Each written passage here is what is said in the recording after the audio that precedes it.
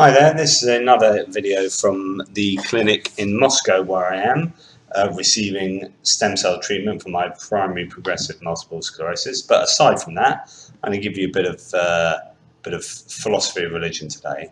I'm going to talk about two of my favourite subjects. One, free will. Two, God.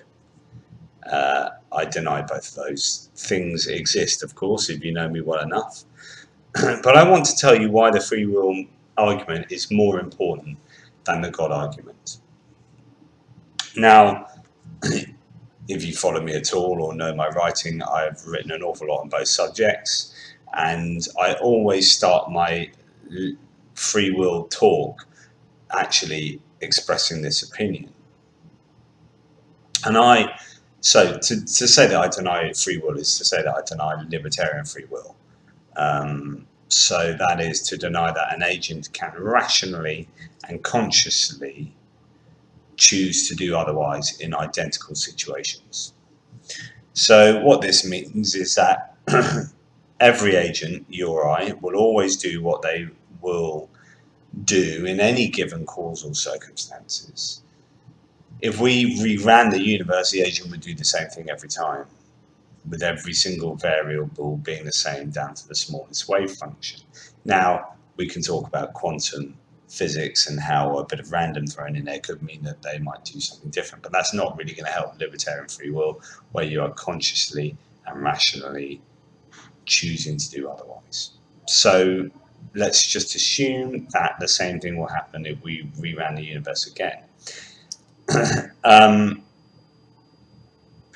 Now, as I say, I'm not going to grant quantum indeterminism just for the benefits of expressing my point here, really, because it is no decent bedfellow of free will. So we can also put aside certain religious beliefs, or in this case Christian theologies such as Calvinism, Calvinists are people who believe in God, but that there is no free will. So everything that God decrees on earth is exactly what happens, and no one can do otherwise or sort of falter from that path. So again, we're going to set that aside. So if we do that, invariably we have a judgmental God, a God who judges human actions as good or bad, and rewards or punishes accordingly. So generally that might be something like heaven or hell. And the problem is that for example, the Christian God requires us to really be able to choose otherwise in a given scenario, so that we get rewarded for the good choice or punished for the bad choice. Heaven or hell, or similar, or whatever idea you want, awaits for us in answer to the choosing of each path, this kind of garden of forking paths. Do I choose this? That's good. This bad. I get rewarded. I get punished. And the whole idea of judgment, of a judgmental God, fully depends on our ability to choose effectively here. If we're always going to choose, say, A in a given scenario X, then God punishing us for doing that is inherently unfair, because we're always going to do that. Yes, we can replace God with society here, which is why I advocate the quarantine and rehabilitation approach for punishment. So if a human is always going to do this in this given situation, then we need to sort of change that human, not punish them for doing that, but understand why they've done that, and rehabilitate them so that they don't do it again in the same situation. If God sends us to hell or heaven for doing A, for doing whatever in this situation X, and all those external factors and internal factors are beyond our control at that time of X, at this causal circumstance X, and we are always going to do A. It's kind of like the universe what did it, right? But the thing is, it's God who created that universe and designed that universe in order for those things to come about. But anyway, atheists and theists alike spend so much time debating the existence of God and invoking all sorts of highfalutin philosophical arguments.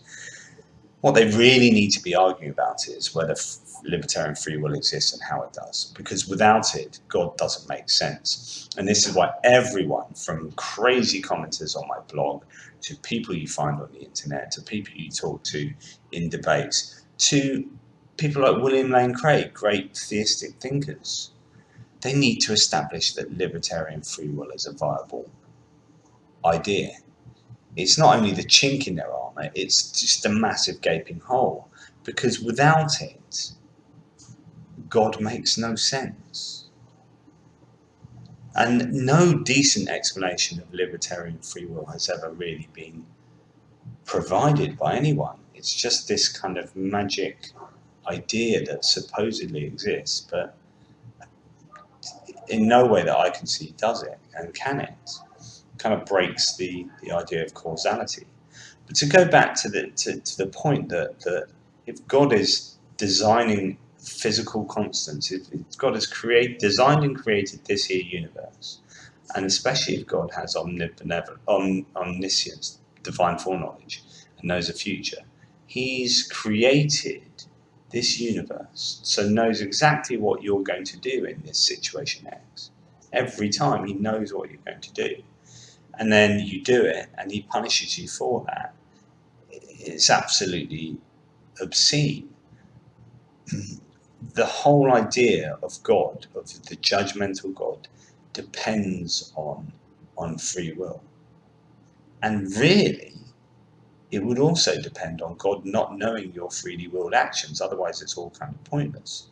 So I would forget arguing about the existence of God. Everyone should be talking about the existence of libertarian free will. And once you've established that, you can begin to talk about God. But until you establish libertarian free will, God is a pointless argument, unless you're a Calvinist.